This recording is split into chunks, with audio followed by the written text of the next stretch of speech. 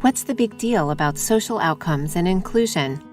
Research over many years tells us that the most significant gains for children with disabilities who are in inclusive settings over comparable children in non-inclusive settings are seen within the peer social domain.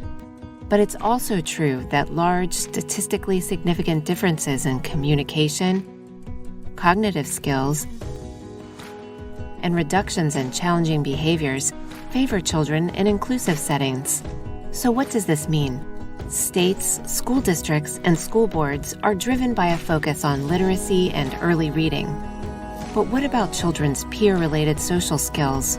Children who have a friend when they are 3, 4, and 5 are on a totally different developmental path than children who do not have friends at those ages.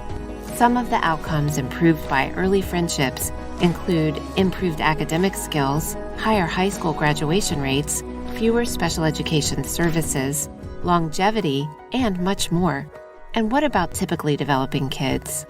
Typically developing children also reap many benefits from learning and playing alongside their peers with disabilities.